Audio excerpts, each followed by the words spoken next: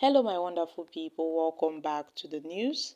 The Emeritus Archbishop of Enugu Anglican Diocese, Rev Prof Emmanuel Chuka, has claimed that the banditry and kidnapping plunging the northern part of Nigeria is God's punishment for what they did to the Igbo people. Guys, this is interesting. Let's find out more as we hit the news. But if you're joining us for the first time, you're very much welcome. I sincerely appreciate your presence. Kindly subscribe and please don't forget to give us a thumbs up. Thank you. Now, my country people, this Anglican Reverend Father has insisted that the Nigerian Civil War dealt with Igbos, especially those in Asaba.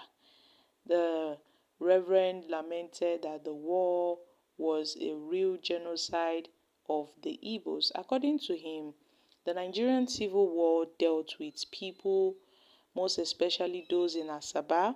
It was a real genocide, and at this point, the Igbos are asking for apology and more compensation as to what has happened to them. And it seems that what's happening now in the whole of northern Nigeria, that's the banditry, the kidnappings, is God's punishment for what they did to the Igbo people. And until the federal government apologizes and asks for forgiveness, then this banditry, killings and kidnappings will not stop until they apologize and ask for forgiveness, because the blood of innocent people is crying. The blood of the innocent people that was shed during the Civil War is crying, and it is still crying till date. So until they tender an apology and make some resolutions, the banditry and the mayhem in the north will not stop. Speaking for the Reverend Emmanuel Chuka insisted that there should be no segregation in the country, adding that every region must be given equal rights and justice.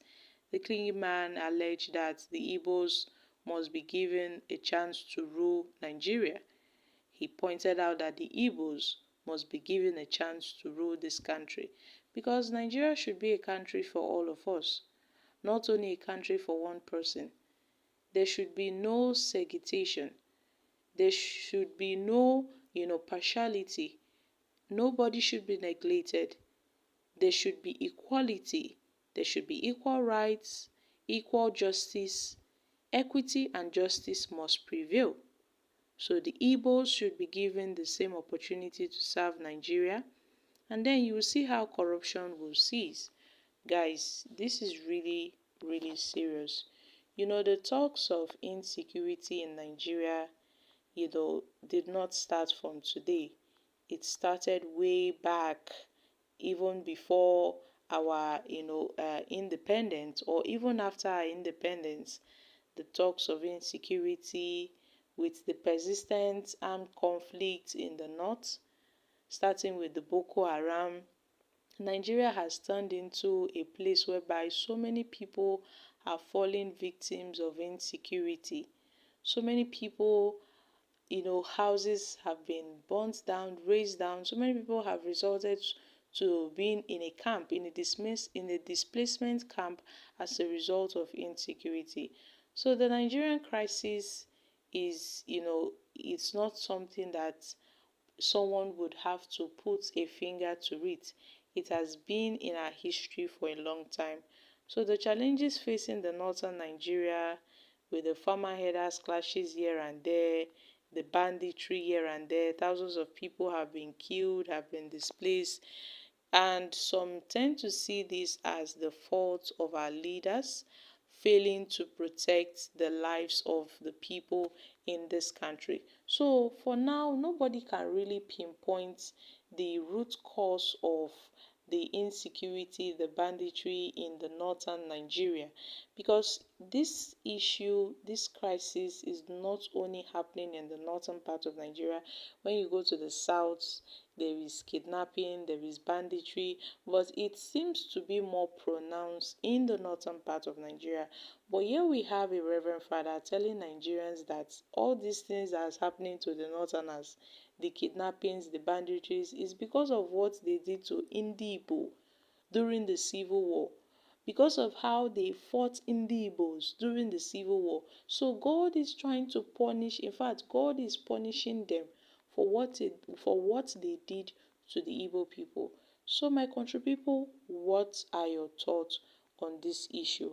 Now Nigerians have reacted. This was as a result of the negligence of our leaders to educate their youth rather than train them to practice their religion, which will brainwash someone to kill his own fellow human being. Is that not wickedness? That is what resulted to terrorists and kidnappings in the north. Therefore, killing does not mean anything to their youth anymore. It seems that this man is not a legit man of God. The same God punishing the Igbos with IPOB kidnappings and cultism like what's happening in the north. Now, Gowon must be alive to witness how his region will be destroyed by massive killing due to the blood of innocent Igbos that he killed for no reason. This man was frustrated that the northerners did not vote Peter Obi. Maybe that's why he's making this statement. The next message says, anyone who holds an Igbo man is doomed. But then, there is trouble in Nigeria. Okay guys, these are reactions from Nigerians.